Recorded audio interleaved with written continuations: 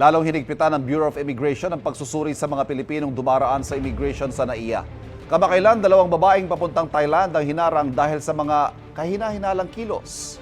May unang balita si Jonathan Andal. Nagpakilalang magkatrabaho sa call center company at naka-vacation leave para mamasyal sa Thailand. Pero nang tanongin, hindi nagtutugma ang sagot ng 2 babaeng humarap sa immigration officer sa NAIA. Nung tinanong po sila about the basic details about each other at saka nung kanilang biyahe, medyo sali-saliwa na po yung sagot nila. Ang totoo kasi, hindi talaga bakasyon ang pakay nila sa Thailand, kundi connecting flight papuntang Laos. Pinagsama lang daw sila ng recruiter at inabutan ng peking dokumento. Pinangakuan ng 50,000 pesos na sahod kada buwan bilang customer service representative.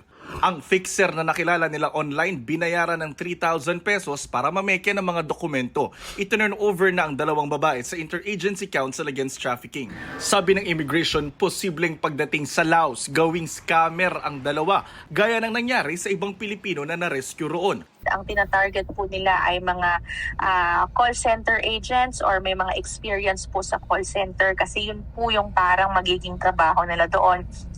Seemingly like a BPO but is actually a scam hub, scam operations po. Pag hindi po nila na-achieve yung quota, sila po ay physically tortured, hindi po pinapakain, hindi po rin pinapasweldo ng tama.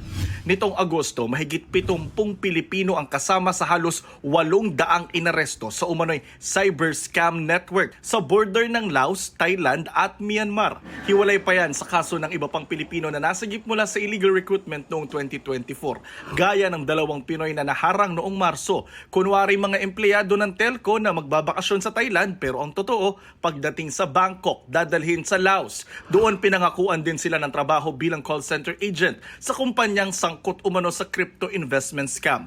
Mahigit 50,000 pesos din ang alok na sahod kapag na regular. Halos ganyan din ang sahod na alok sa isang Pilipino na inalok maging customer service representative pero ginawang online love scammer sa Laos. Pero sa huli, wala siyang natanggap na sahod. Na-repatriate siya noong May 2024. Paalala ng immigration sa mga gustong magtrabaho abroad, idaan ang proseso sa Department of Migrant Workers at huwag basta maniwala sa mga alok sa social media. Talagang mukhang malalaking sindikato po ang may hawak nito.